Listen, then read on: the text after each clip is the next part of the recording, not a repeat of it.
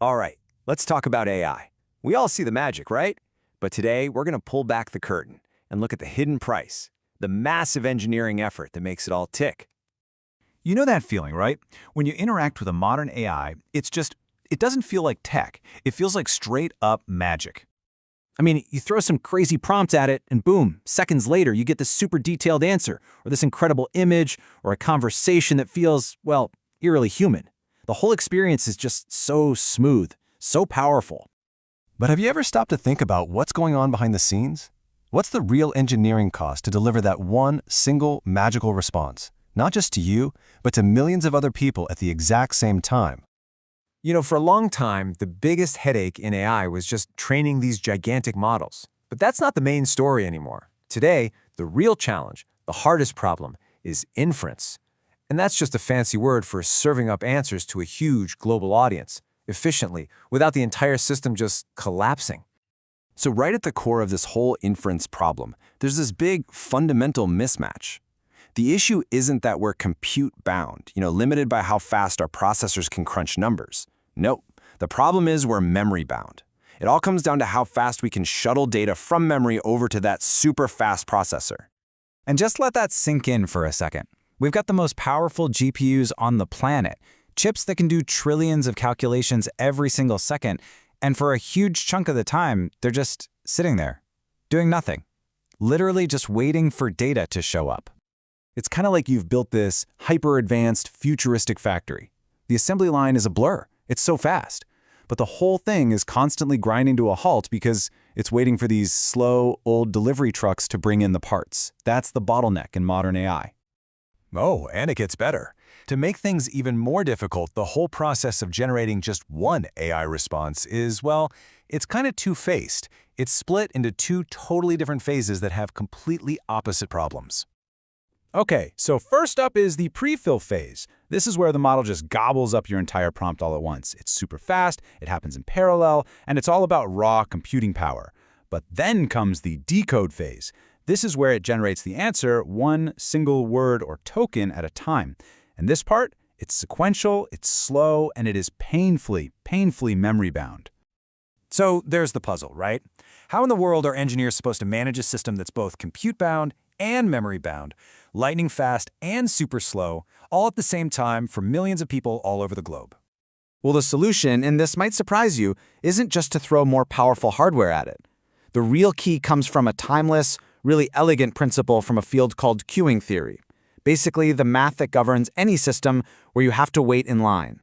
It's called Little's Law, and honestly, it's beautiful in its simplicity.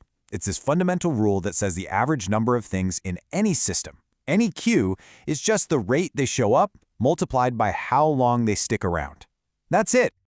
The go-to example is always a coffee shop, because it just makes perfect sense. L is the number of people inside the shop. Lambda is how fast new customers are walking in the door. And W is how long they have to wait for their coffee. And the law says these three things are completely locked together. Okay, so why does a coffee shop matter for AI? Because those three variables directly map to what engineers care about: concurrency, throughput, and latency. They are fundamentally linked. And that means if you can measure any two of them, you can always figure out the third. And that, right there, is a powerful lever for managing this whole crazy system. But, okay, let's be real. Serving AI isn't quite as simple as running a coffee shop. In the world of AI inference, engineers aren't just managing a queue. They're in a constant, high-stakes balancing act. They're trying to juggle three things that are always pulling in opposite directions. First, speed. You want to give the user a fast, low-latency response. Second, cost. You've got to be efficient with your expensive computer resources. And third, smarts. You want to use the most accurate, powerful AI model you can. The kicker? Pushing on one of these almost always means you have to give something up on another. And this table here with different ResNet models, it lays out the dilemma perfectly. Look at the smaller, kind of less accurate ResNet 18. It can chew through way more requests per second than the bigger, smarter ResNet 52, even on the exact same hardware. It's a textbook trade-off between smarts and speed. So what this really means is you can hit the same performance target in completely different ways.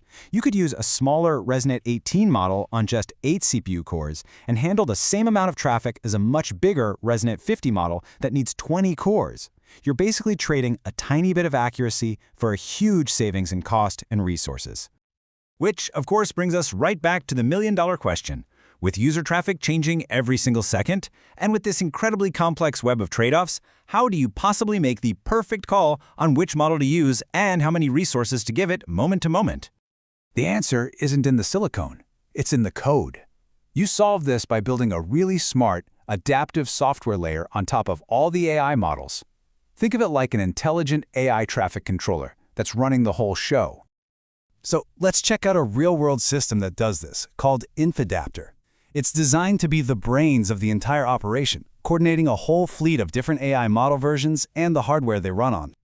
So here's the playbook. First, it's constantly monitoring the incoming user traffic in real time. Second, it uses machine learning to actually predict what the demand is going to look like a minute from now. Third, it runs the numbers and solves for the absolute best mix of models and hardware to meet that predicted demand. And finally, it starts routing all the new user requests to that perfectly optimized setup. And the payoff for all this work? It's huge. A system like this can cut down on those slow responses, what they call service-level violations, by up to 65%. And at the same time, it can slash the cost of running everything by a third. It's what keeps that AI magic feeling instant and reliable, even when traffic goes through the roof. And that leaves us with one last really big question to chew on. As these AI models keep getting exponentially bigger and hungrier for resources, can clever software like this always keep us one step ahead? Can we keep outsmarting the physical limits of our hardware? The race is definitely on.